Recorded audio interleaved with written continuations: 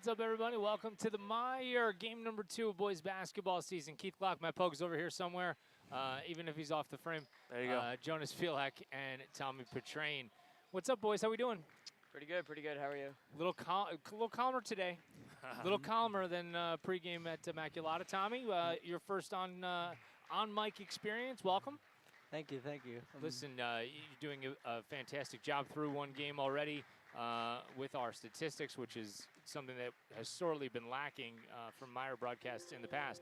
So, guys, Montgomery last Thursday night, 2 nights ago at Immaculata, got our first look at the iteration 22-23 Cougars.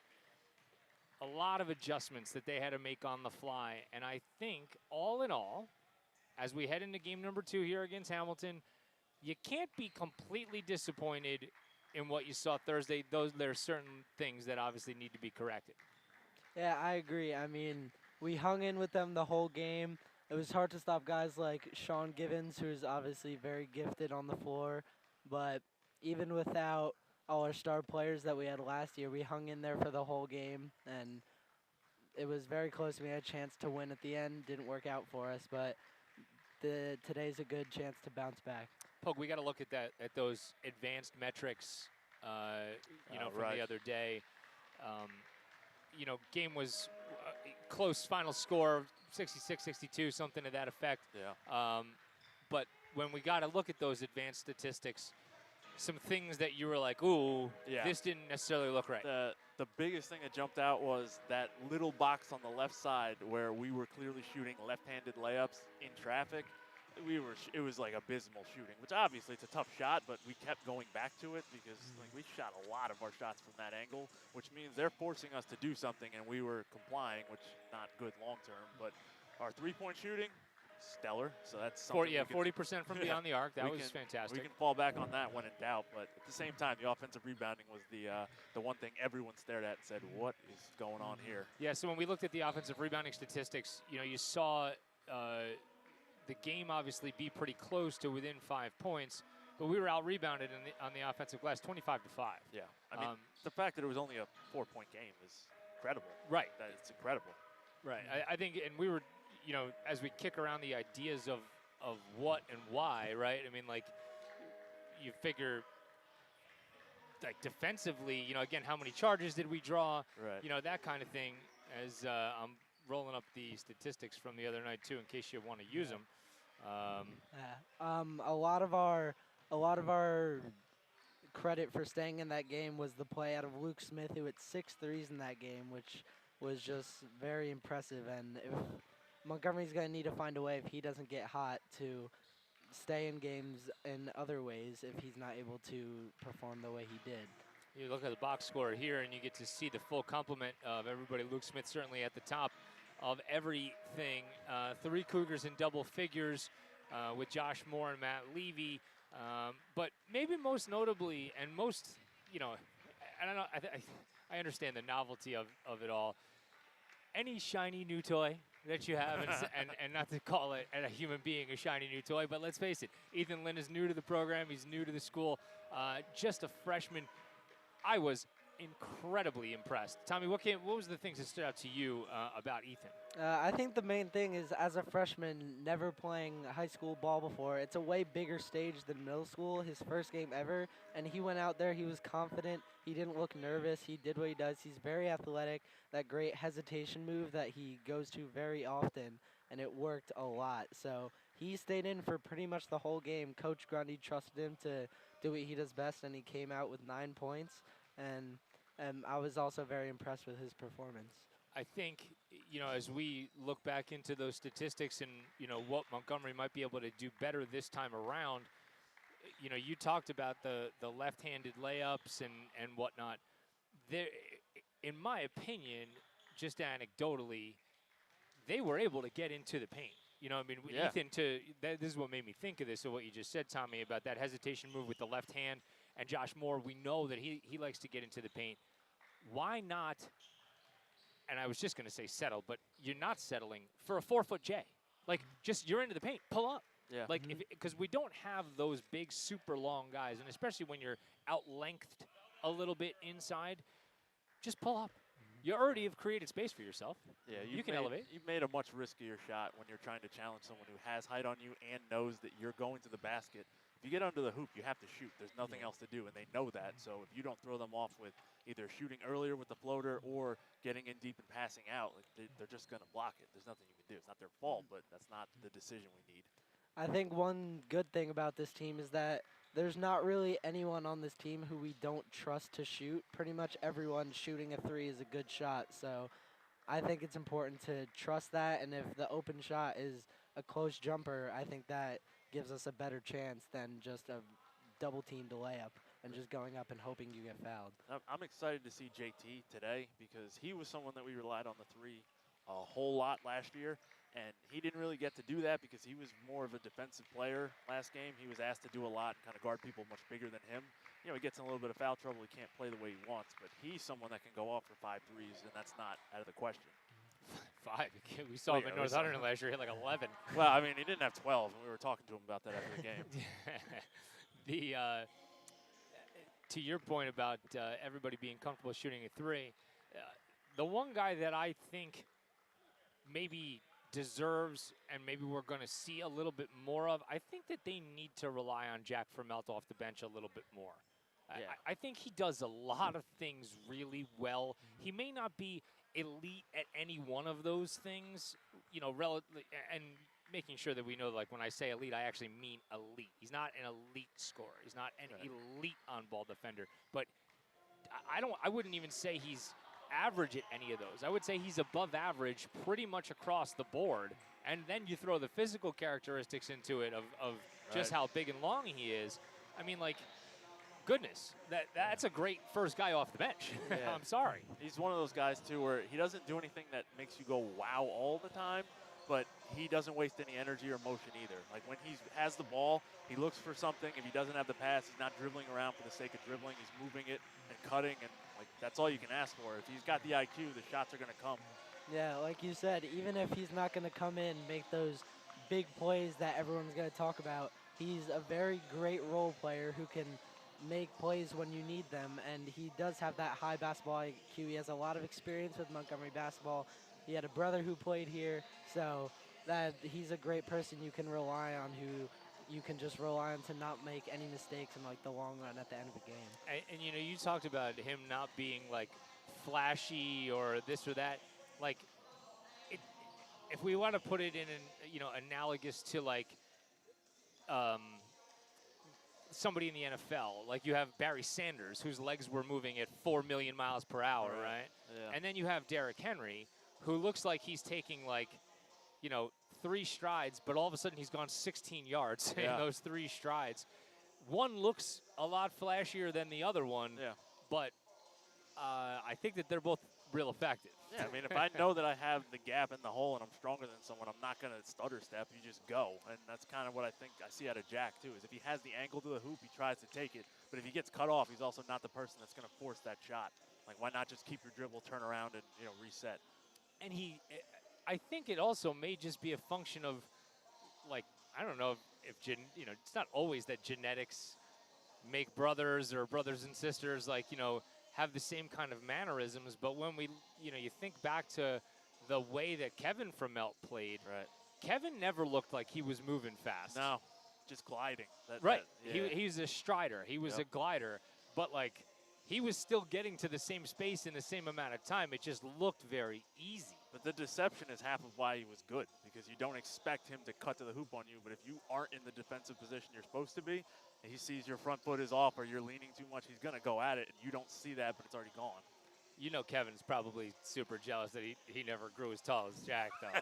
I'll say that. He probably hung from the bed a couple of times stretching out. He would have been a guy that I could have really seen be like Justin Kovacevic type impactful if he was as tall as Jack was, or Jack is. And I mean, maybe he's not done. More to come, too. Right, maybe he's not done growing either. That would be fantastic for us.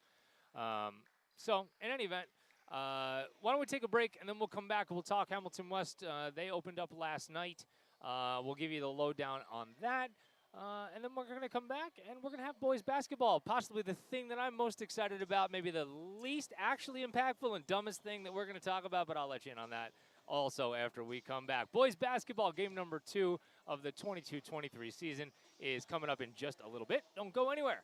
You're caught in the mire. It's the Montgomery Internet Radio Experience.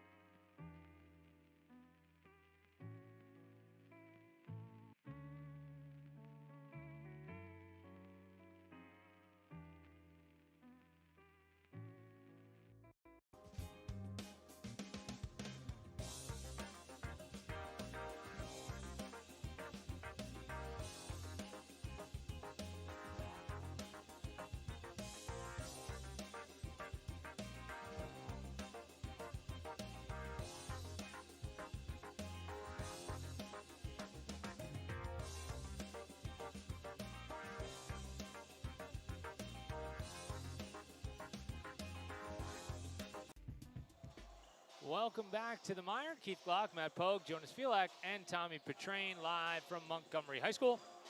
Game number 2 of the 22-23 season as Montgomery hosts Hamilton in just about 5.5 minutes.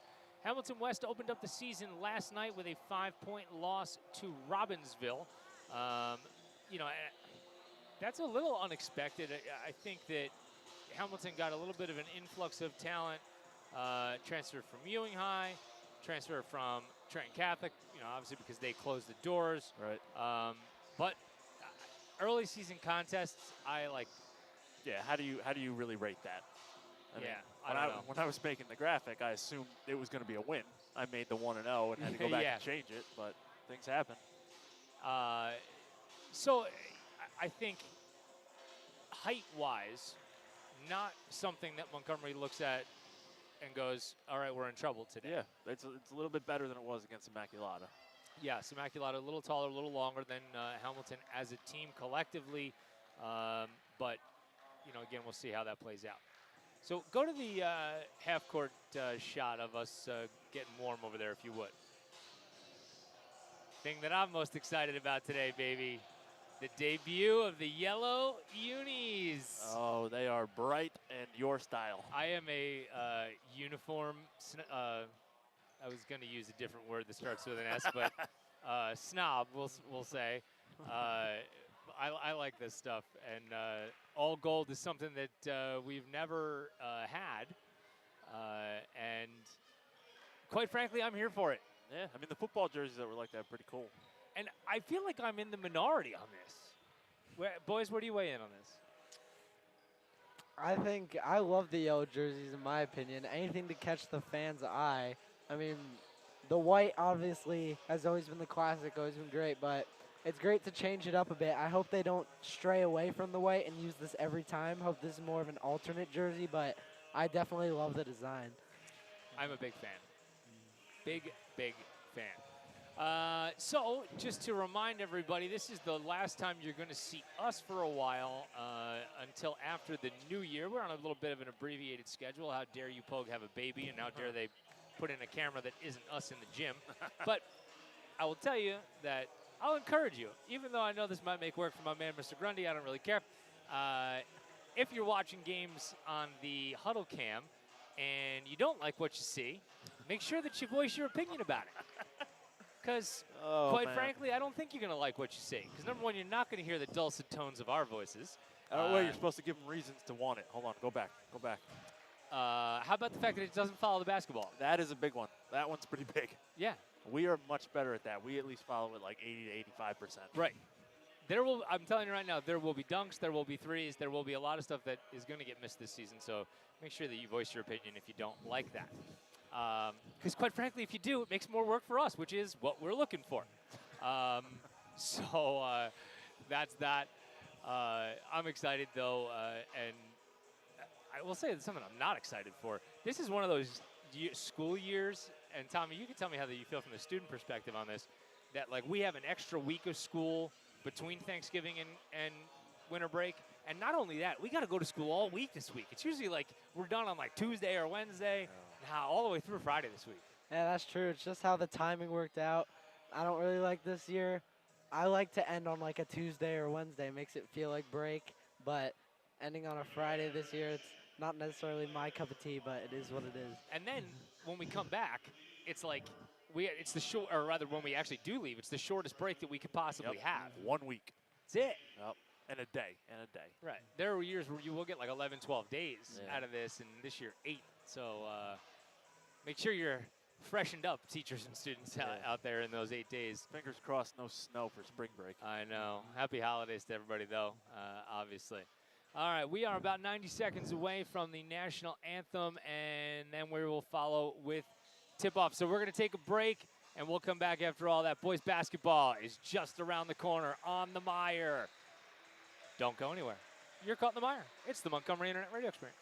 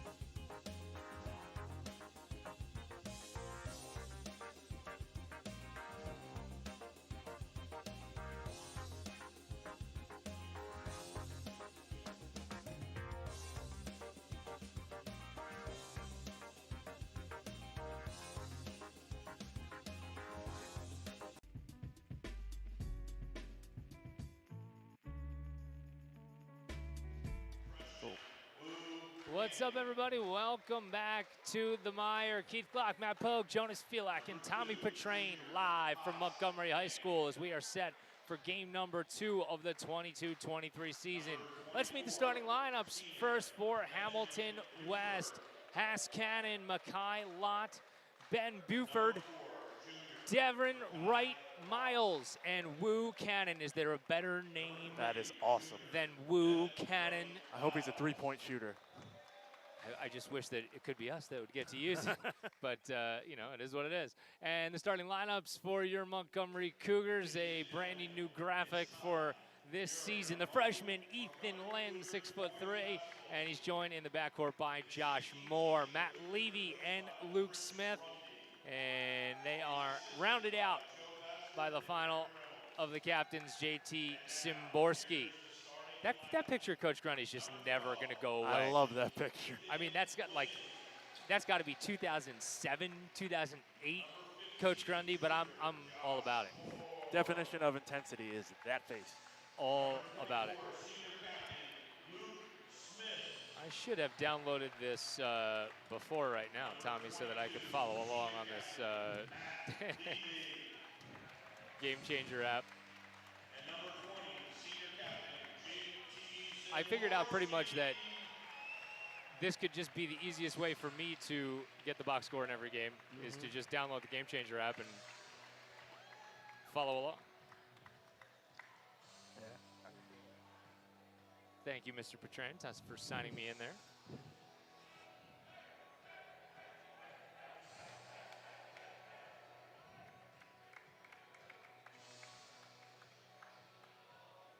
Loving the gold jerseys. Yeah, they are. Loving them. It's the right shade of gold, too.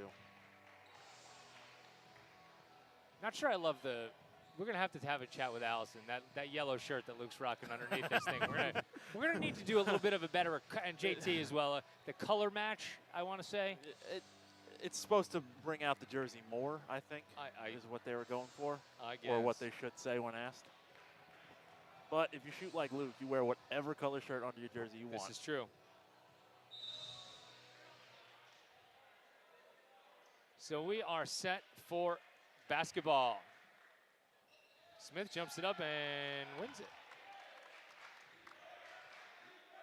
So it'll be Josh Moore settling things in first.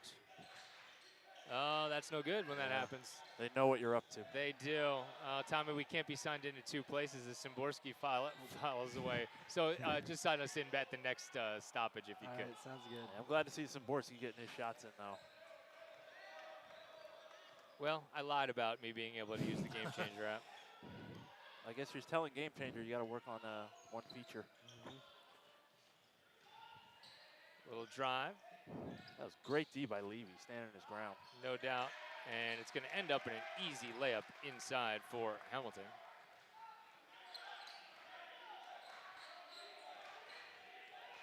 Two 0 early lead for the Hornets as Josh Moore is over the timeline.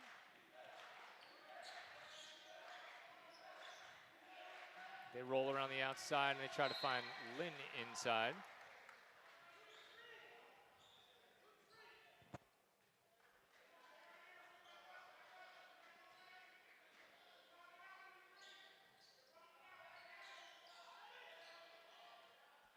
Lynn for Szymborski. His 3, no good off the mark. Levy will be able to track it down. Lynn, stutter step. And now JT again from 3. That one looked good, and he's going to go to the line for 3. Well, shooter's got to keep shooting.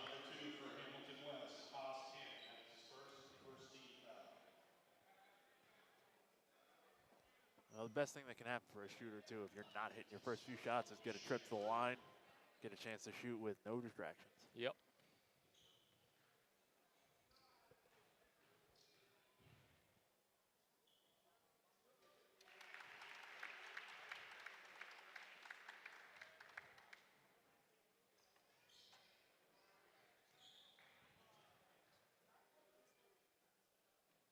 Two for 2 so far for Szymborski.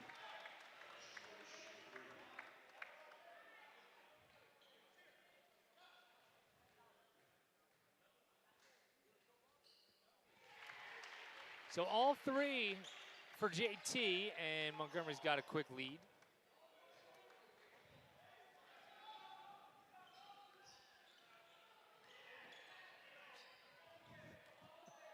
Just click that. Put it up in the preview window. Thank you.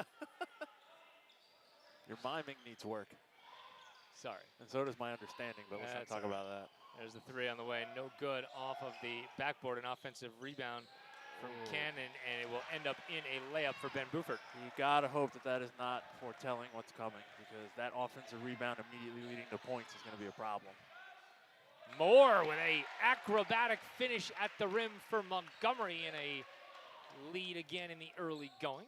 And that's what he's capable of. It's just with the pressure Immaculata had in their rotations, it was tough for him to actually make that move.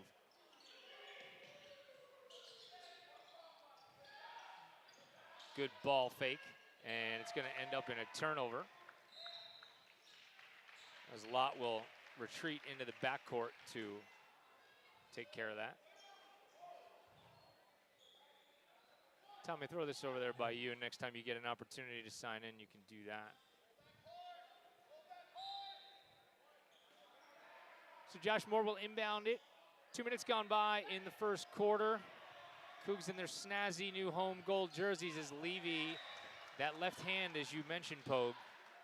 That's not a bad take. He had a little bit of the angle, but at the same time, the length on the defender is already there. Yeah, I mean, I think you have options, though, too. You know, a jump stop and a ball fake. A little bit of a step back away from the hoop. Back cut from Levy. That was it right there. Yep, the floater. There it is. Pull up from just inside the paint, use the backboard, and result it in a 3-point lead. I mean, chances are you get a foul on the body, too, if you pull up unexpectedly, because the defender's already waiting to jump, and they're going to lean into you. And, ooh, they're going to say a foul. I thought we were either going to get a jump ball or a travel out of that. Those would have been acceptable options.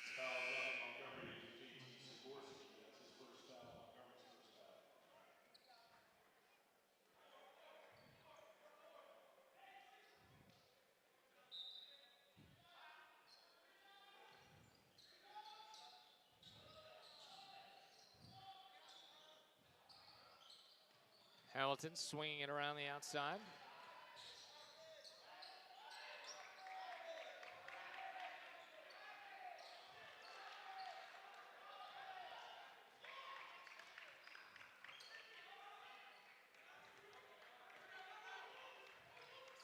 And very patient as Montgomery sits in this zone.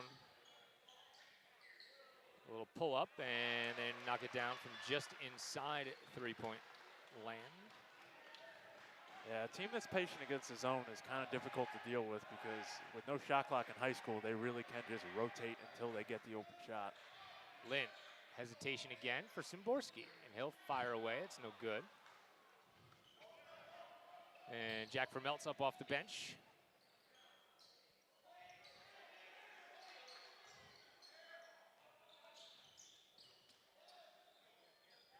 Hamilton, and it throws up an air ball there, and Montgomery will look to push the pace the other direction. Lynn, nice little Euro. Oh, and it's in and out for the freshman. It's got to make you salivate a little bit if you're on the Montgomery coaching staff when you watch that play, even though it didn't end up in a bucket. Eventually it will, though. You said it, and there is another 3 for Cannon. I mean, his willingness to make those moves regardless as a freshman is just encouraging, because Yes. the thought process is already there. Now it's just a question of the body catching up sometimes. Moore. Much less ball pressure today from Hamilton as Moore goes to that reverse kind of off balance. And you talked about that with me yesterday about the way Curry would finish at the rim, kind of wrong-footed. Yeah, you got to almost trick the defender into waiting too long. How about Levy to come out with the pile with that one, and an easy bucket for the Cougs. Good job by Montgomery, forcing a turnover.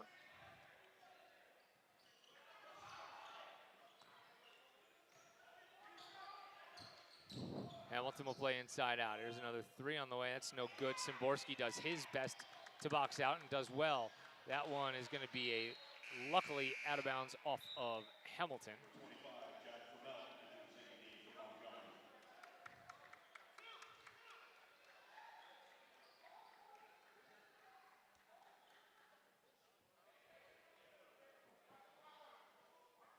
Looked like Josh on that play just needed to be maybe a little bit more patient, a couple more dribbles with that basketball.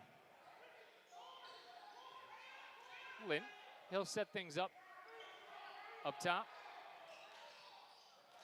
I would also like you to know that I guess me actually saying this is going to completely disprove the thing that I'm actually going to talk about, but whatever.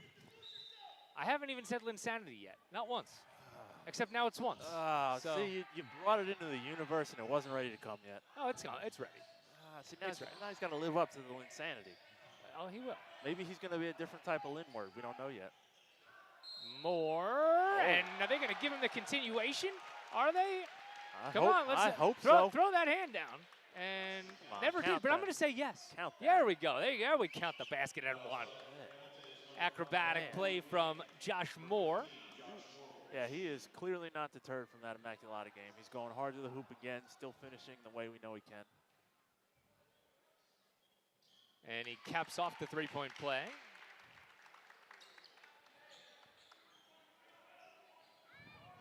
(12-9) lead for Montgomery. Quarter number 1, game number 2, 22-23 season on the Mire. Moore, another turnover. Josh will race the other direction. Leave it for Melt, and Jack finishes with the right hand. Oh, I like this version of Josh. We get used to this. Good communication from Melt to let him know that he's there.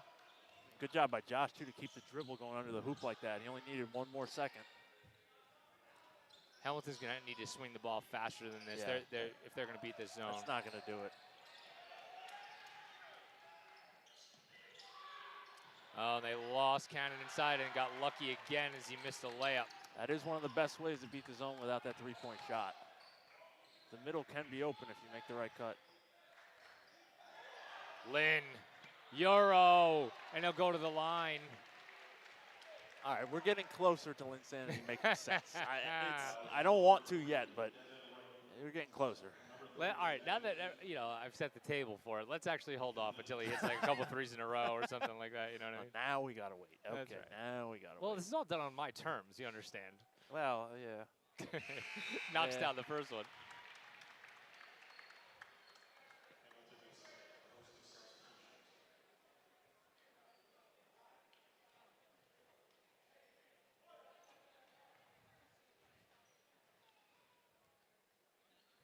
Spin of the basketball, and 2 for 2 for Ethan, and the lead is 7 for the Cougs.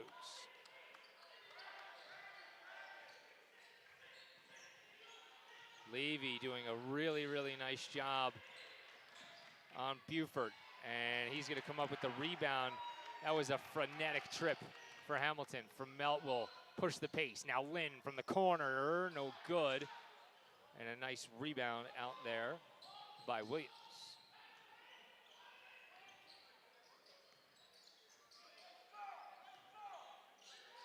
Contested jumper, no good, and Buford's going to run it down, and a timeout coming from Hamilton. So we'll take a quick break so I can go get the actual Hamilton roster thing. Minutes ago, quarter number 1, and Montgomery's got a 7-point lead. We'll be right back. You're caught in the Mire.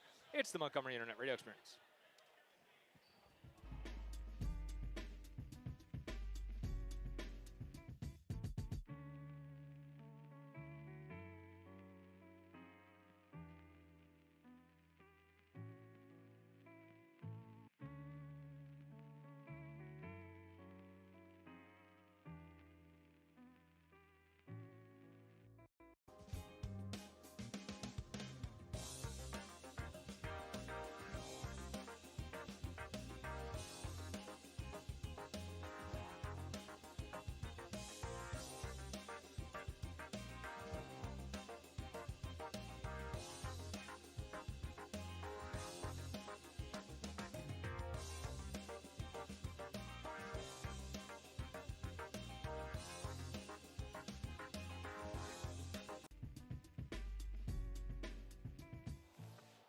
Welcome back to Montgomery High School. Keith Glock, Matt Pogue, Jonas Filak, and Tommy Petrain live on the Mire.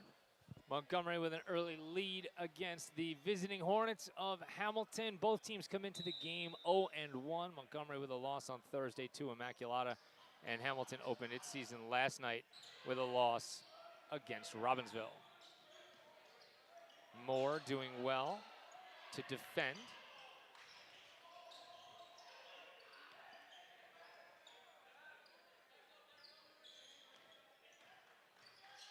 Cannon will kick, and a 3. That's way off the mark, but they need to box the shooter. Yeah. Lynn gets his hand up, but to no avail. Yeah, the offensive rebounding that is a real problem. I mean, Chris Dornville off the bench. long rebounds are an issue with three-point shots. You can't always get them, but right now, you're right. The shooter is not getting boxed out at all. That was a good job by Moore there, but some questionable spacing between he and Levy as Lynn is going to go to the hoop, and they're going to say he's fouled on the floor. And his stride is deceptive. He's at the hoop in 2 steps from the three-point line, it seems like. Kim Ross is the fouler.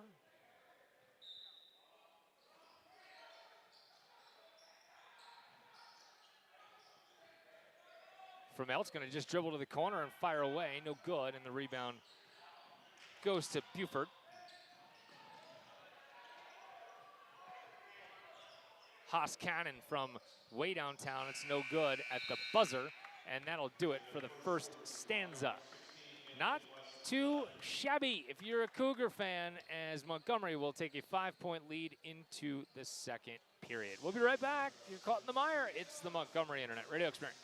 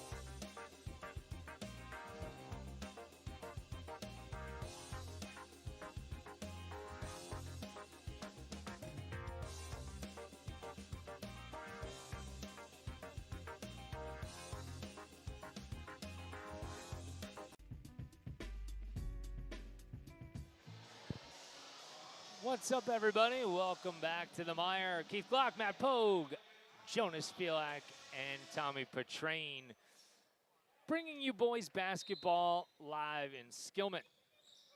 Ben Buford will inbound it for Hamilton as we begin quarter number 2.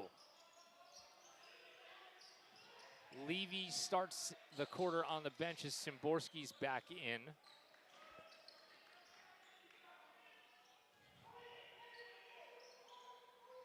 Devin Wright-Miles play catch with Haas Cannon. And now Buford's going to try a 3, and that's no good. Another long rebound. Lynn had it go off his shoe tops, and Smith will come the other direction with it. We haven't seen Luke take a shot yet in this game, which probably by design if you're a Hamilton fan. Yeah, you have to know. Wow. And just as we say that, he fires and knocks it down.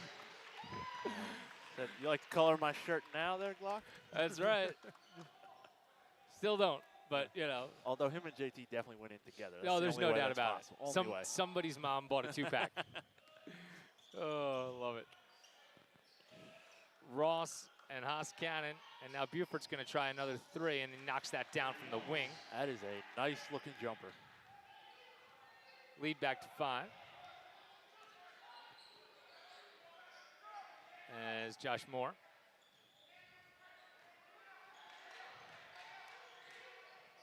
All right, so zone against zone now. Yep.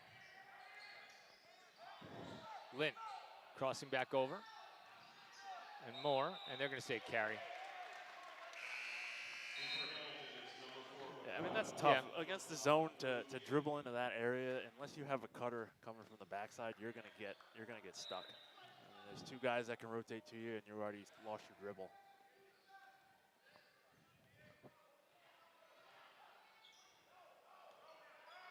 Haas Cannon with the ball as he throws all the way across. Buford, good job by Smith, he pokes it away. He's going to come in the other direction with it. Stops. Can he get it to fall? No. And a nice rebound from Devin Wright Miles.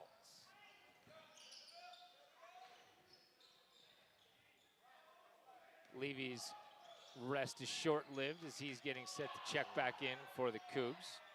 As a three is up and good from Immaculata. So Hamilton right back in it. A three-point shot is going to keep them in this game, but hopefully, they can't keep this hot shooting up forever. Great ball movement, and Lynn just couldn't handle it. Otherwise, he might have been able to hoist from Melt. As JT goes all the way to the hoop, and he's going to get fouled and go to the line. That's one way to create space. Just head down and get to the hoop.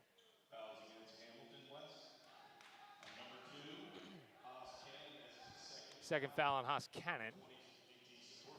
Another tough thing for the Cougars right now is not having that, giant 6'8", 6'10" person. When you're playing a zone, that is such a weapon to be able to throw into the post and then have the double come for the shooters to get open. But we don't really have anyone that can seriously take that position and do anything with it. So you kind of got 5 shooters trying to run around each other. It's just not as easy.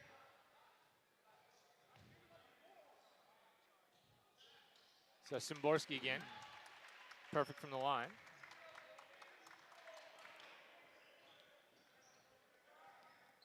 Szymborski so far 0 for 4 from 3 in this game, but he is 5 for 5 from the free throw line. So if he keeps getting fouled, that's a way for him to score if he's not feeling hot from the outside. Speaking of scoring, Haas Cannon all the way to the hoop is a easy bucket for Hamilton.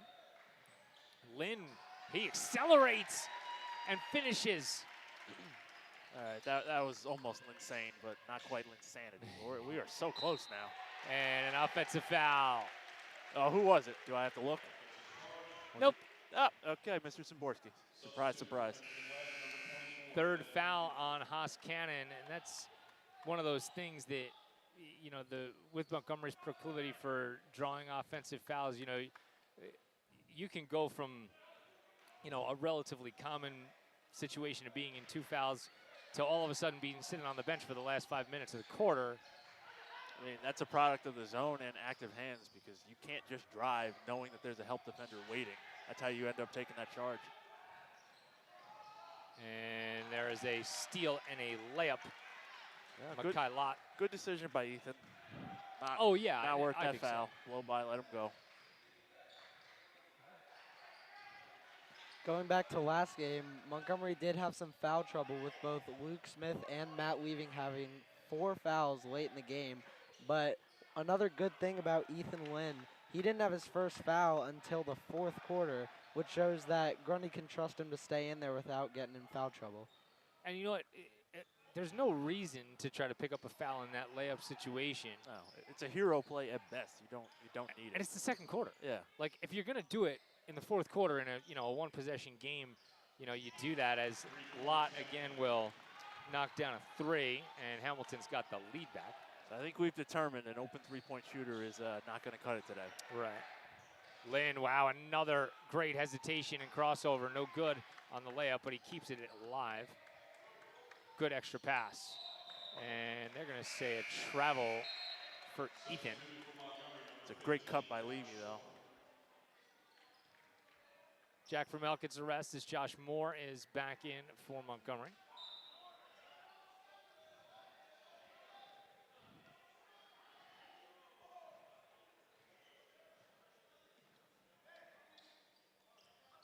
Just past the midway point of quarter number 2. We're going to get a foul on Luke Smith on the floor. Fouls on Montgomery, number 24, Luke Smith. That's his first. Montgomery's second team foul. Just the second foul as a team on Montgomery.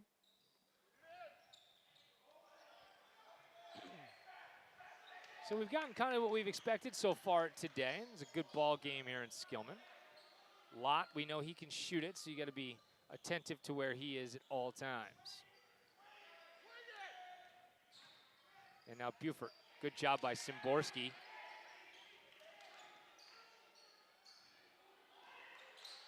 Lynn, as he reaches just a little bit too much. That's a good call. He's right on his arm. I mean, I'm not disagreeing with the call. I just wonder why the person's so much farther away. I think that would be the only guy that would have had to have called it, honestly, because his That was back was back. to the other official. So, Right. See, the official's insight always comes in handy. well, I don't know if it always comes in handy. Most everybody hates it. Well, we all love officials until we don't. That's true. 50% of the time, anyway. Mickey Aguilar's up off the bench for Montgomery. We get our first look at him in the season as Moore misses a layup and then grabs his head as if to say, like, oh, yeah, you can't believe I just did that. Buford, offensive foul. Szymborski goes to the turf in a ton. Yeah, he got his money's worth on that one. Jeez. That one might be the easiest one Szymborski draws all season long. If only because Buford turned his back. He didn't even know where Szymborski was, and JT was like, well, this is great. I'm going to stand here. JT didn't rotate. He was already standing there and said, all right, if you're going to spin into me. And honestly, it's one of those things where, when you are facing the guy trying to draw the charge, you may be able to alter your body to get, a lot of options, but not when you're not looking. Right. This is the first time we get to see Miggy Aguilar this season, a star on the JV team, a chance to see what he can do up on the varsity level. I'm a big fan of his because with the basketball in his hands, he just does not fear anybody. Lynn driving and kicking. Levy's going to try a three. That's a little bit long. And the rebound will come to Buford and Hamilton. Good job by Levy to close out. And now his Cannon is going to miss a three. And though it's tracked down, and Buford is going to cash in and one. I'm going to go out on a limb and say, I'm going to talk about offensive rebounding at halftime. That's one of those plays where I felt like that could have easily been a no call. I mean, he was backing up. He gave himself up. He wasn't making an attempt. I mean, hands were straight up and down. Yeah, I don't know what he could have done to avoid that. Other State than run off the court. Right. And they are able to cash in. So a 4-point lead for Hamilton. But it's one of those things, sometimes as an official, you're like, well, I got to be okay with allowing some contact to happen without there being a call. Good kick by Szymborski, and Lynn from the corner knocks down a three. No hesitation on that one. Ethan Lynn has Montgomery back within a point. What we were saying about Lynn, just a freshman, but not scared to do what he does best on the floor. At all. They go easily to the post, and another block call on the baseline. You see Joe Bassford and Grundy both saying, yeah, but he had his hands up. I don't know what else you want him to do there. Yeah, again, do you want him to run away and go out the doors in the back? Because that would avoid a foul. Montgomery's got another foul to give. As a three from the corner is no good. Oh, Szymborski just lost his man, but another offensive foul He is did drawn. that on purpose. Oh, right. Yeah. I'll miss the rebound. I know he's going to come hard. I'll get my charge. Levy bails him out, but unfortunately, Lott is still down on the court. You never want to see that. Trainer Rob Maluski, Johnny on the spot, checking him out. I think it's a lower body injury. Yeah. Way he's holding that knee. That's Nah, it looks like a hip too. I think he just landed super awkwardly. Ooh, those wood basketball floors, not too forgiving. No? No. No. My personal experience, I don't know. Maybe some other people love it, but a hip or a knee right on that is no good. Hamilton West gotta hope he can come back soon because he's hitting threes for him right now, which is really very important, contributing to their lead. If they can get him back, that would be very helpful. Lott so far 8 points. 2 made 3-pointers.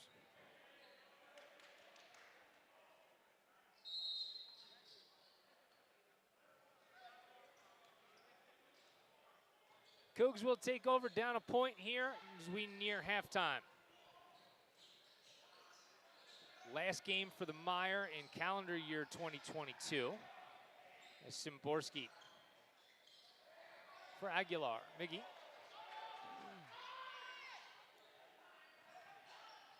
Aguilar will drive and kick. Szymborski another three. Got the first one of the day for JT. It's only a matter of time usually for him. He's not afraid to keep shooting, which is a huge part of a good shooter. You just forget those other ones and just keep going. Cougs have the lead back, and they're going to get a touch foul on the outside on Aguilar. That was the last team foul to give for Montgomery, so everything else from here on for both teams from the foul line or foul perspective will result in free throws.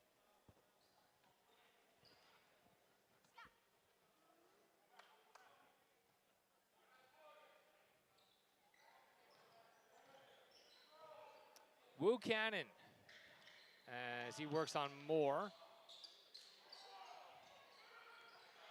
A little bit of a mishandle as Levy closes out.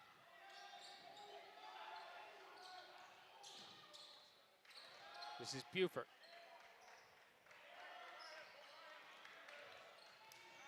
And Cannon. And they're going to say another foul on Montgomery. This one's being called awfully tight. A push. There were 4 guys with their hands up. I'm not sure what they used to push. They're going to say Levy on the foul, his second, and it'll be free throws for Wu Cannon.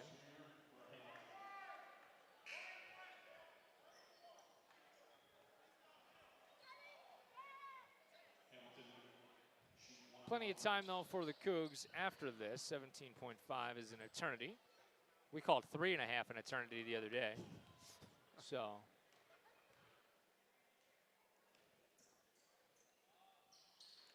And no good, and then they're going to get, you know what, sometimes as an official, the gods smile on you, and you go, oh, like, man, I just called 2 fouls that team didn't really like, and I understand why they didn't like them.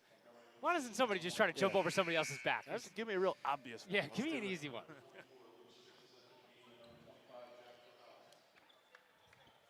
Fromelt and Smith back into the game.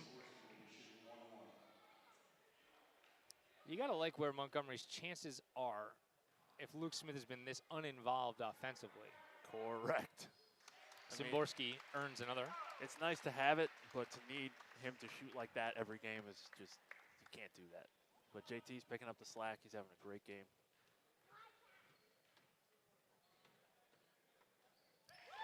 Two for two for Szymborski. The lead is 4 as Hamilton looks to cut into it with 12 seconds to go before halftime. Here's Wright Miles. He'll get it back with 5. Tries to get into the paint, kicking. A corner 3, no good. And they're going to say count the bucket. I don't agree. They say yes. That was a close one. Well, I don't know if we're going to be able, we'll try to take a look at it if we can and bring it back to you. But we're at halftime. Montgomery with a 31-29 lead. We'll be right back. You're caught in the mire. It's the Montgomery Internet Radio Experience.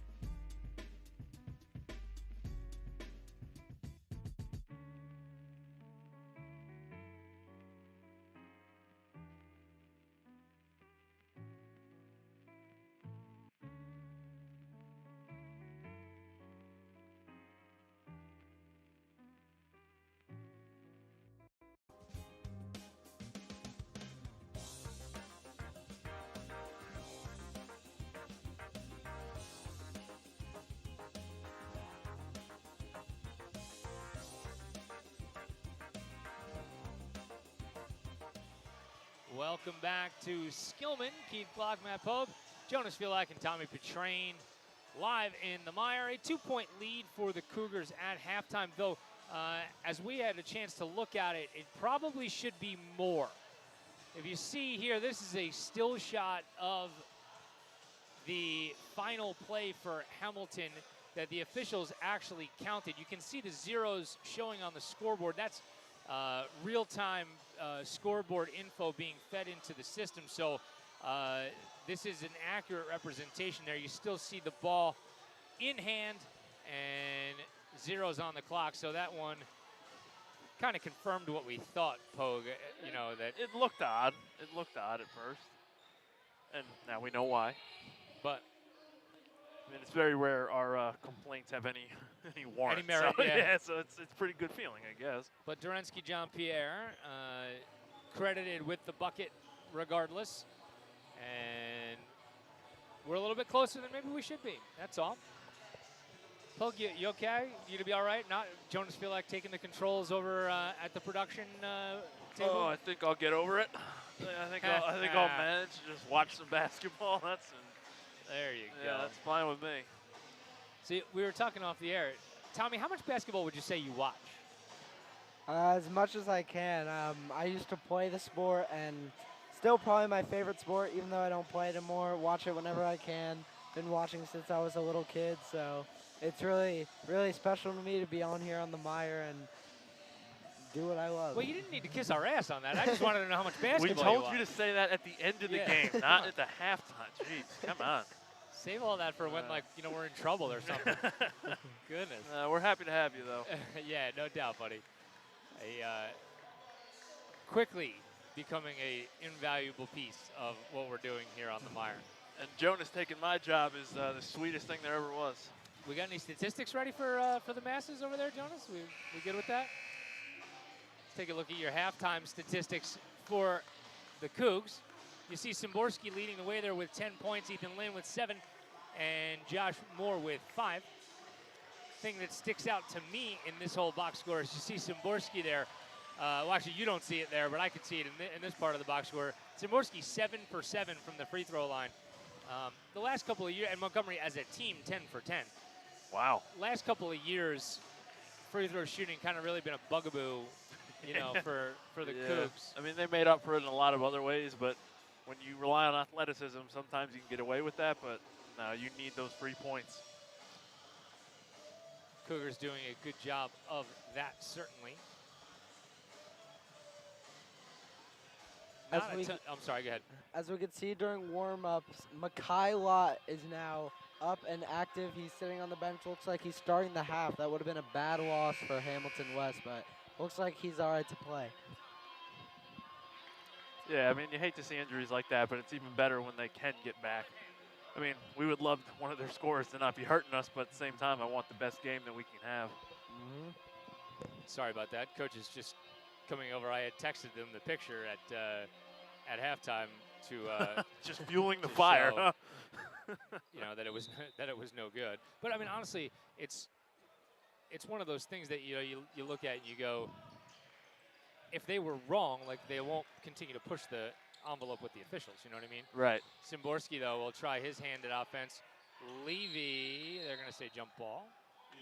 So possession arrow to Hamilton.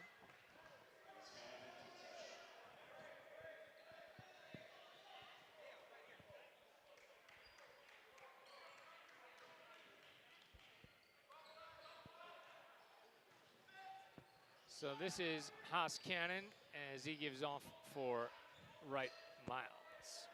Man, the paint is wide open. Good ball fake from Buford. And Cannon can't get his layup to go, and they're going to say that's out of bounds off of Hamilton. Yeah, you'd love to see the way the Cougars collapsed on that. There were 3 defenders ready as soon as that, anybody cuts into the post. Hamilton showing some pressure here. Montgomery breaks it pretty easily. Somebody's got to come to the middle here to get the basketball. Yeah, help him out. They find Szymborski all the way around the far side, and he rattles it home from 3. I love that. JT is a smart player. He knows that not everyone needs to rush to the ball, but if other people do and he's wide open, I'm going to wait for my three. That's the first look at the new pressure defense that Hamilton West is using, and Montgomery doing a great job moving the ball quick to get an open shot. Smith maybe picked up his dribble a step or two too soon as Moore goes underneath and no good. Good job by Cannon to avoid pressure. Extra pass and a wide open three, no good. Wright Miles has the rebound. Szymborski tries to draw contact. A really late foul call. Yeah, what's that about? And they're going to say Smith somehow. Yeah, he was not. Okay. That might have been one of those situations that, you know, the officials were looking at, you know, and I would love to make this a no call. There was probably some contact there. And the second that the ball didn't go in the hoop. Yeah, you got it then. Wright Miles, no good on his first. Ball don't lie. When you say that, who do you think of? What NBA player do you think of? This is going to be a generational question. What did he say? I wasn't. Ball don't lie. Oh. I don't know specifically. I'm just. Rasheed Wallace, one of the infamous for that. Fan favorite of the refs. I think they all loved him. They loved him so much. It's opposite day here on the Mire. 34-30 Montgomery. 90 seconds or so gone by in quarter number 3 as Ethan Lynn will look to create some offense. Good ball movement. Smith firing quickly, hitting. Second three of the day for Luke Smith. And Luke knows his spots. He knows when the ball's coming, and he doesn't hesitate at all. One of the things that makes me really optimistic there is just how quickly he got that ball up out of his hand. Rise, fire. Don't bring it down at all. Why bring it down? Catch to shot was fractions of a second. That was a really disciplined defensive play. Luke thought about going after that one and instead thought better. Levy wide open and they make him pay. Lead up to 8 for Montgomery. We haven't seen a ton of shots from him behind the arc yet this year. And he had a lot of time to think about that one, which sometimes that's not always the greatest thing. And they're going to say Moore made a little too much contact. First foul on Josh Moore. Second team foul already for Montgomery. Number 2, Haas Cannon at the line. You know, we need some kind of like food sponsorship deal. Okay. I would say for days like today. I'm real hungry right now. Yeah, I could eat. I could be like, you know, this sub brought to you by. Well, Jersey Mike's is technically already an unofficial sponsor. Of guidance counselors everywhere. Guidance counselor, yeah. 2 for 2 for Haas Cannon. Jersey Mike supports educators, free subs. Yeah, they sent me a whole big package for nobody that knows what we're talking about. They sent me a whole big package of free sub tickets, which was great. Not a sponsor yet. Anybody from Jersey Mike's out there listening that you want to sponsor us, which I'm sure you don't. We don't know why you would be either. Nope. Josh Moore will leave for Ethan Lynn.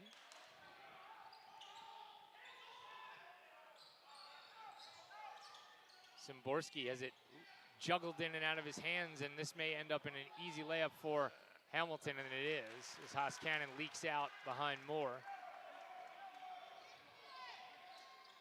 Lynn, man, that crossover is real good. Yep. When he finally gets to play against a man-to-man, it's going to be a different story. Smith off a screen, another 3 opportunity, no good, and Devin Wright Miles comes down with the rebound. One thing about Ethan Lynn, at 6'3", he's very tall but very versatile, very quick. And with someone that tall and that fast, it's hard to defend. That one ends up in another second chance opportunity, and Wright Miles puts it away. So a 6-0 run for Hamilton, and the Hornets have it within 2. Szymborski mishandles for a moment again, and they're going to get a foul on the inside on Haas Cannon as he just shoved Ethan Lynn as he went through the middle. 4th foul on Haas Cannon, so that was a pretty undisciplined play. Yeah, not that helpful at this point in the game.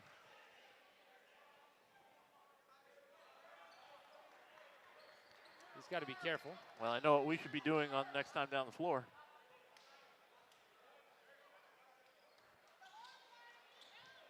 Everybody's got to be a little careful here. There's What is happening? a lot of chatter.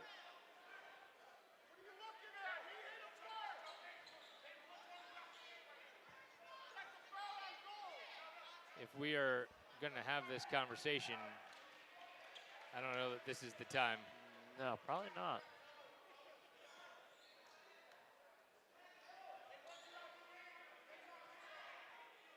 That's one of those. Listen, just if you didn't like what happened, tee somebody up. I mean, like I don't know what else to tell you. Yeah, it's that makes most things stop. yeah. And you know what? If you really just don't know which way to go, hit them both. It's fine. I'm dead serious. The double foul. What's the big deal? Montgomery throws it away. Sends a message, but doesn't do a ton. Right, but it's just like, listen, I'm going to just start awarding these things, even though nobody's going to shoot, but you're going to pick up stupid personal fouls.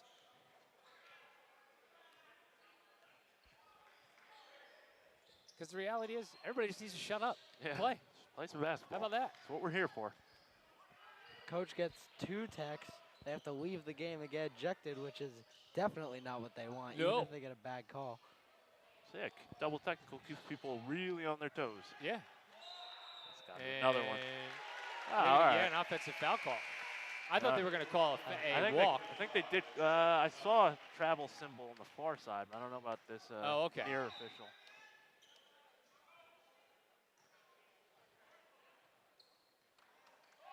So Lynn will bring it over the timeline.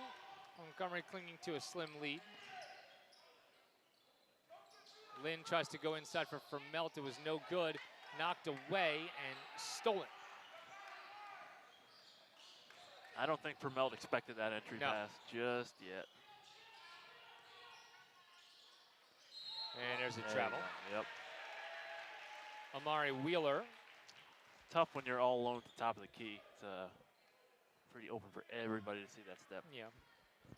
Hamilton West had a 6-0 run, but 2 straight turnovers. That kind of kills their momentum, so a chance for Montgomery to extend their lead here. Lynn, hesitation, and they're going to say that Hamilton's on his back. So they're going to get a foul against Wheeler.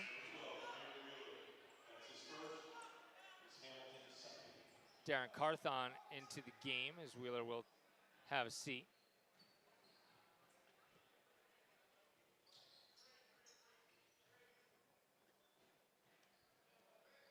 Josh Moore will inbound it for the Cougs. Looking super fresh in their gold jerseys. We're going to get a foul against, I think, Immaculata.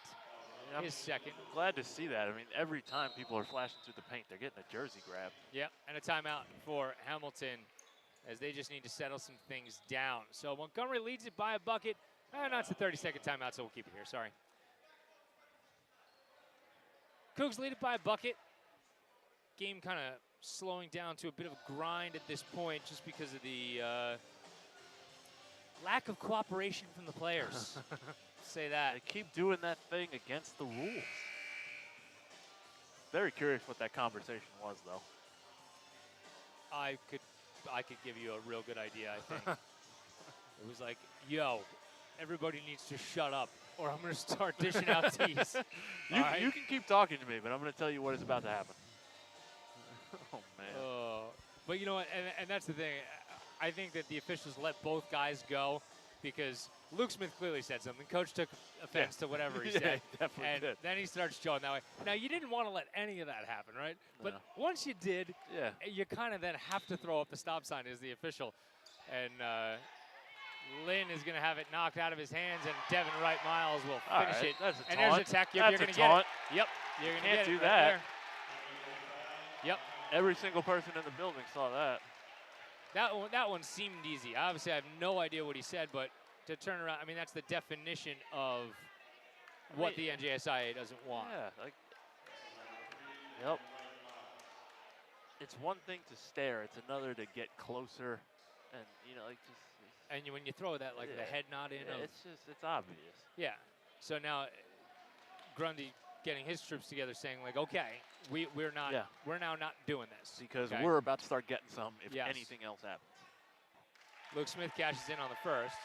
Ref showing that maybe they won't immediately call it on the coaches, but they will definitely call it on the players. So Grundy probably saying, can't afford that right now, so just keep your cool. That's such an emphasis from the state year over year, but maybe this year especially, because we had a horrendous year last year.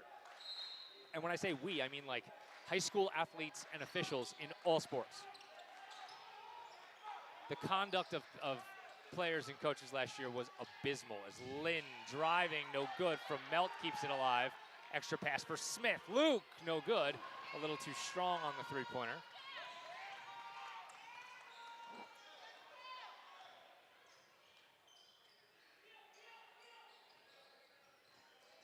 So now Wright Miles, they throw an entry pass for Buford. A good handle in the paint.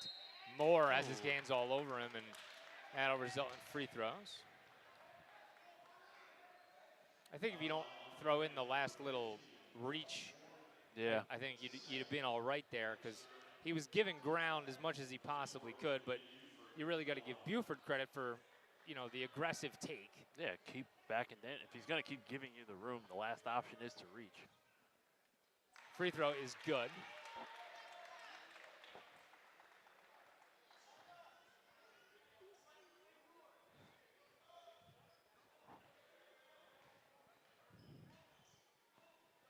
Second one for Ben Buford is good.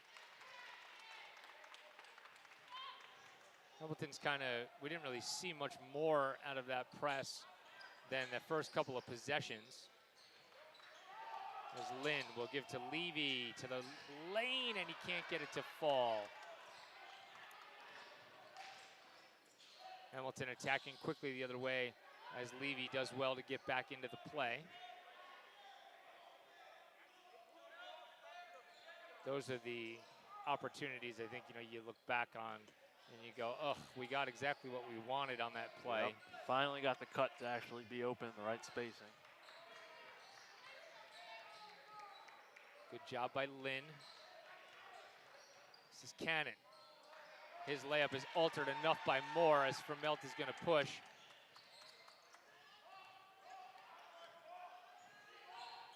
Jack. Kicking. Ethan Lynn, that's no good, it's off. And we're going to get a foul on Montgomery.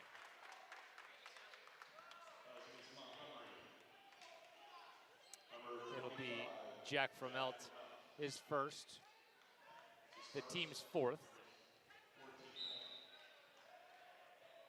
So we got a good one here, a 1-point game, 80 ticks to go in the third quarter.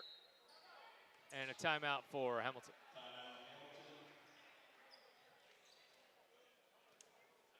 And we'll see whether it's a full or a 30. It is a full, so we will take a break.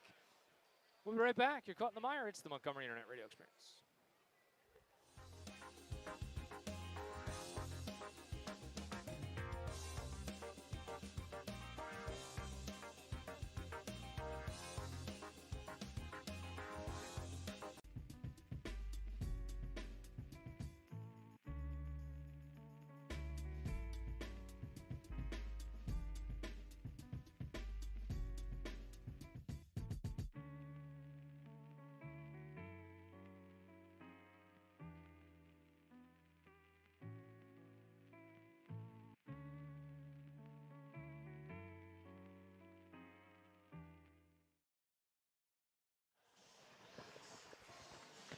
Minute or so to go before the conclusion of the third stanza.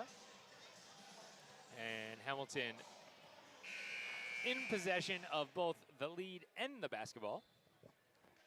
In the first half of this quarter, it was all scoring for both sides. Montgomery jumped out to an 8-point lead, 6-0 run by Hamilton West to come back pretty quick. But since then, very little offense from either side.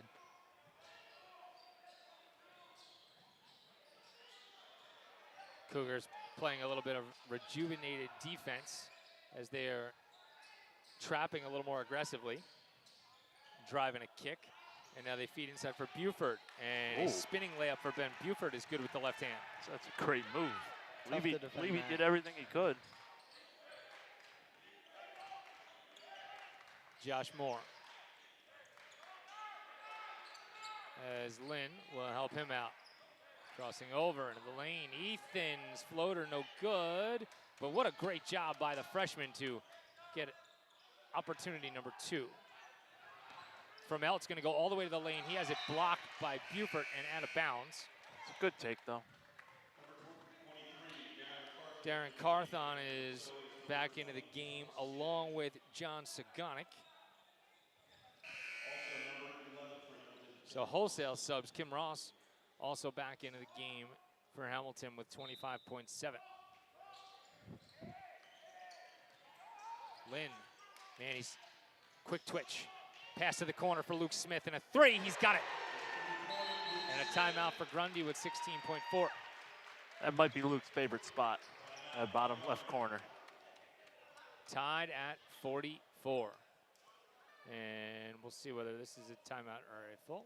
It is a full, so you know, we'll take one more quick break. You're caught in the mire. It's the Montgomery Internet Radio Experience.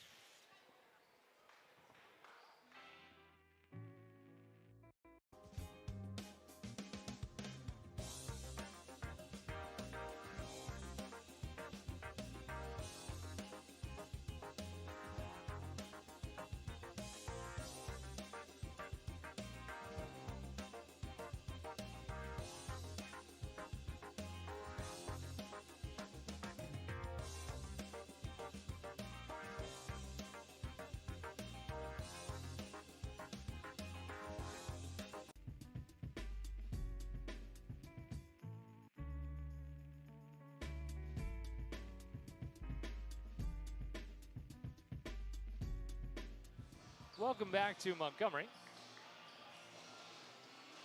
Approaching the end of quarter number 3. We're kind of right back where we started, and that is to say tied. 44 pop.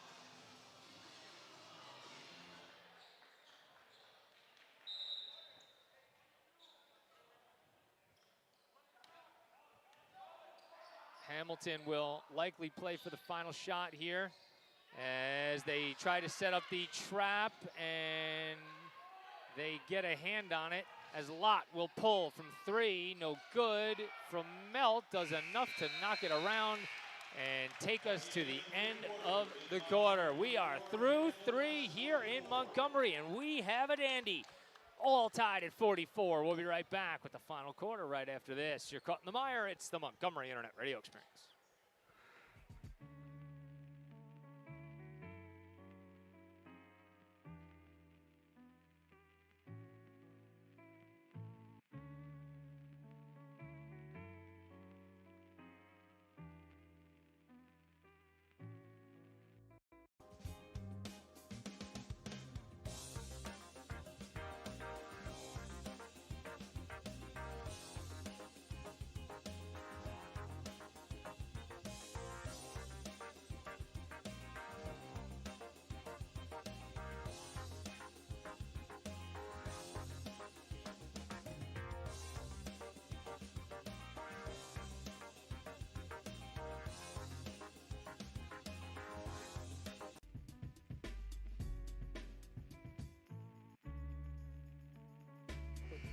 Welcome back to Montgomery. Zorn Millich just asked me to take off my shirt. Okay, I want everybody to know that. And everyone, this is a lesson in how history is written by those who want it to look a certain way. Did he or did he not ask me to take off my shirt? I want the truth, the whole truth. That Or some of the truth, and then ignore the rest of it. Whatever. But he did. I heard it. I'm a witness. That's right. Montgomery begins with the basketball. He wanted to use my shirt to mop up water off the floor. Still asked me to take my shirt off. The sentiment was kind of that, almost. Lynn. Back for Melt. Hamilton playing with a little bit of burst in its step. Moore all the way to the hoop, and he lays it home. Nice, good take. Once he saw the rotations were all stagnant on that right side, he knew where the space was. Combination of his speed and just his ability to finish at the rim. It's hard to stop when he drives like that. Good job by Moore to rotate to the corner on Sagonic. That trap is causing some problems. And those are the kinds of passes that Montgomery wants out of that trap. Is the long lob across. Or the jump two-hand over the head. You never really loved that. Nice take by Buford inside. And we are again tied at 46.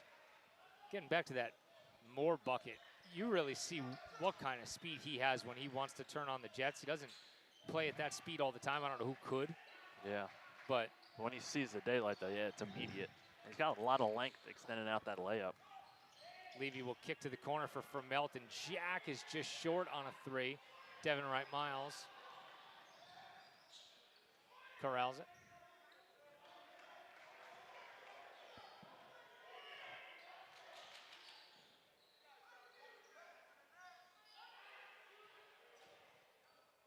Hamilton being very patient.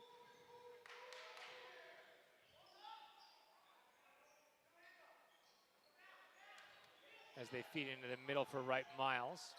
And now Immaculata, another three for him is no good. And they're gonna say a foul on Vermelt. That's an effort foul, though. You can live with that. He was trying to box out, maybe did a little too much. I mean, okay. Whatever you say. Haas and Wu Cannon both into the game for Hamilton. Second foul on Vermelt, the team's fifth foul.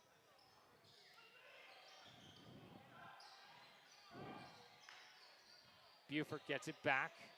Good job by Smith. Take away the baseline.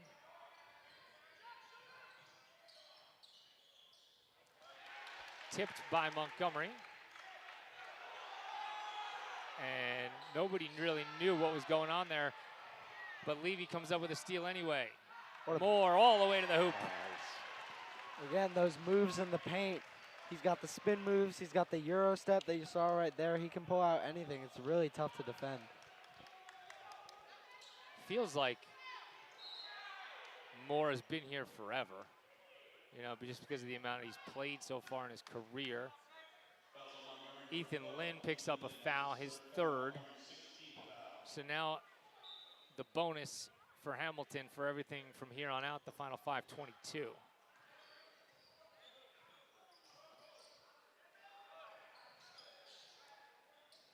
They throw all the way across. And this is Haas Cannon. That's no good off the backboard. And Lynn will come the other direction. Gets into the lane. Now Moore. Lynn will hoist a three. That's no good. Controlled by Hamilton.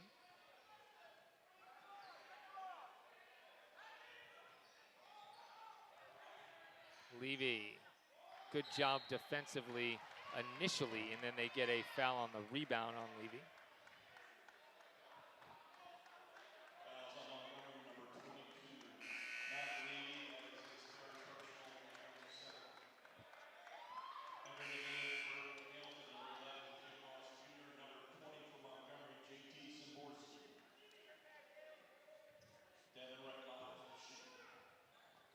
Devin Wright Miles at the line for 1 and 1.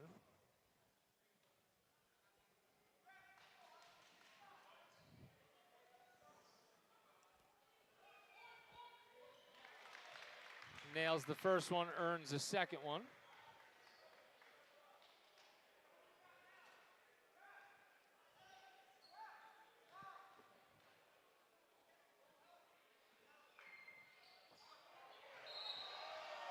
No bueno on that free throw. Fans love that one. Oh yeah, you're always gonna get that when that happens. So the Cougs clinging to a 1-point lead as we approach the midway point of quarter number 4.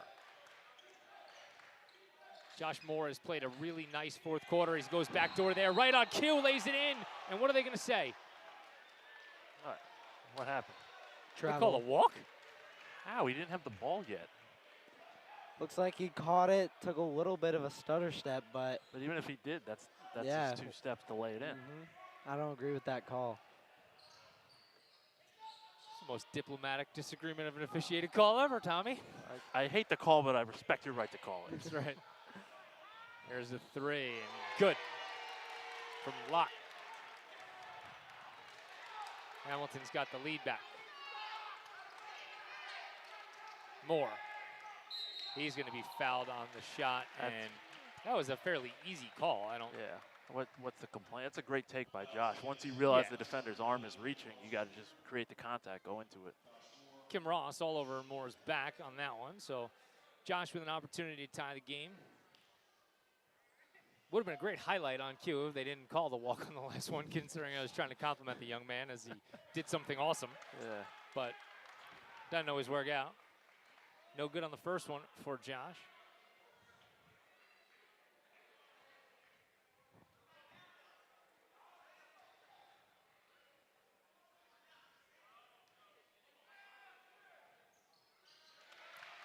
Cans the second one, though, and it's a 1-point game.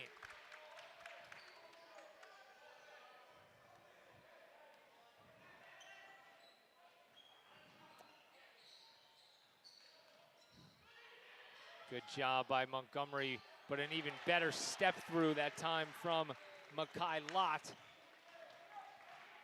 He's been their best offensive player tonight by a country mile.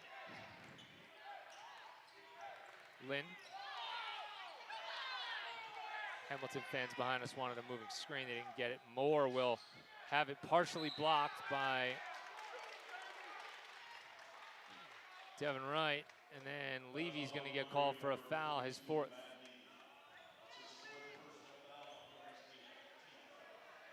That's a big foul with 3 minutes left. Montgomery seems to be playing really fast, but seems like they just need to calm down, get some offense going, get some stops. Still 3.5 minutes left in this game, only down 3. Seems like they're playing like they're down more than they are. I think Moore's put himself in a position going to the basket the last couple of times as Buford hits the first one, where if he just hits the brakes, I think the blow-by happens, he can stop floater, but he's trying to make the easier shot, but it's actually more difficult in the end.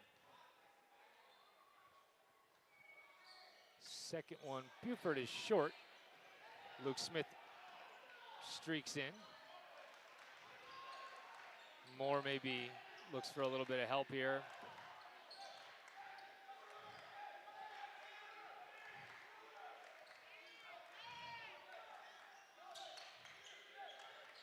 They find Luke Smith inside out for Levy. A 3 from Matt is no good, rolling around and out. That was one of the best offensive sets we've seen, too. Oh. It's one of those, you're like, how did that stay out? They go to Devin Wright Lloyd on the post, and Szymborski tried to get the charge call, but didn't. Hamilton, very animated across from coach to coach there as Lynn will back up and pull up and hit. That is smooth. The crossover, the step back, the shot, it was all there. A fantastic play from Ethan Lynn.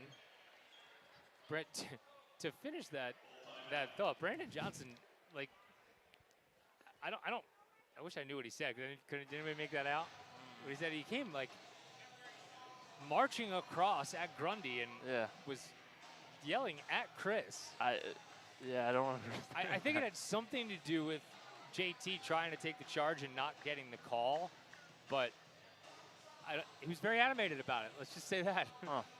I mean, I don't know. That felt like a legitimate defensive play. Yeah, I mean, he's felt the roll coming, so he wanted to wait until as soon as it gets there. Whether it was a lot of contact or a little, he was going to say that there was contact, and then it's a big deal. I don't know the exact number, but I do know at least 4 charges already called on Hamilton this game. So you can't blame JT for trying to take a charge there because the refs have been giving it to him. Yeah, you might get the benefit of the doubt, too, if you've already been someone who has 3 or something. 4 Cougs in double figures. Szymborski leading the way, but he's only got 3 points this half. Luke Smith has become a much bigger part of the offense, and then you saw Ethan Lynn break into the double figure category with that 3-pointer. it looks like Grundy and Coach Johnson hugging it out. As Grundy was confused. I saw him say, after Johnson had gone back to his bench, he just looked over and said, "What?" So, I don't know. He was just as confused as I was. We're nearing the 2-minute mark of this one. As Montgomery is going to try to employ this trap that they like. They throw into the middle, a nice extra pass. That's really good offense from Hamilton. That's how you break a trap. There's not a ton you can do. The ball's faster than your rotations. Moore, as the Cougs trail by 5. Certainly don't need a 3. And they're going to get a foul as Szymborski just kind of got caught up.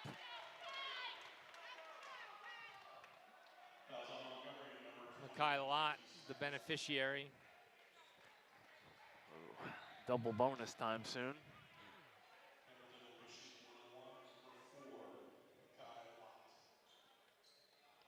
Really hoping for at least one miss here to keep it in a 2-possession game.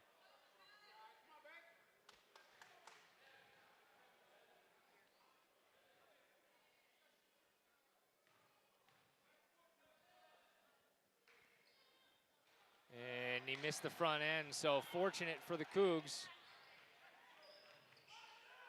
Szymborski and Moore get it over midcourt pretty easily.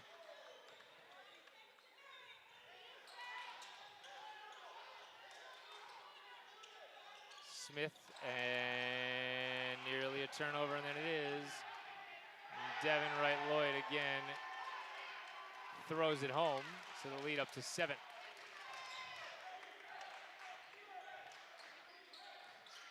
Three-possession game. A drive and a kick. Here's Landy, knocks down a 3. That's what you needed. Now you got to stay up with as we near a minute, and they do. And here comes the trap. Let's see if they can get a turnover. I don't know why you'd shoot that there if you're Hamilton, but Devin Wright-Lloyd comes up with a huge offensive rebound. Timeout from Hamilton. Don't know why you'd do that there. Yeah, very confusing. They don't have anybody with 4 fouls. You already got them scrambling under a minute. They need to do a lot of work. This, I think, helps Montgomery more than it helps Hamilton. They can figure life out a little bit here in the late goings. So a 2-possession game as they trail it by 6. I don't know that you need a 3, but you'd love to get one pretty quick. Definitely be nice, but I mean, it's tough too with the double bonus coming at that next foul. Like that's another. Yep. That's a tough part too. we saw at the end of the Immaculata game, Montgomery was able to force a couple turnovers at the end. They only lost the game by 4, but they were down by more than that nearing the end, but they were able to force turnovers, and if they can score here, they're hoping for that again so they can get the ball back without having to foul. Moore, as they'll rotate it back for Lynn. Ethan, inside out for 3, no good, and Devin Wright-Lloyd able to come down with it. Another 3. I don't understand why, but Wright-Lloyd is there, and that time Levy's going to pick up the foul. That's the one we talked about in the early going late in the game. Yep. You contest and you just make sure they can't shoot. That's worth it. Get your free throws, that's fine, but he was going to dunk that. Levy's fouled out. So Vermelt is going to come back into the ball game with 29 seconds to go. You got to hope he misses them both. Yep. Either way, you need to go fast and productive the other direction. Yeah, and if they try to trap, it needs to just be, you still need the 3s. Like, I don't even know if this is enough time to take a layup if it's open. Less than 30 seconds to go. You gotta, this might be the point where you gotta shoot a 3, especially if he makes this next free throw.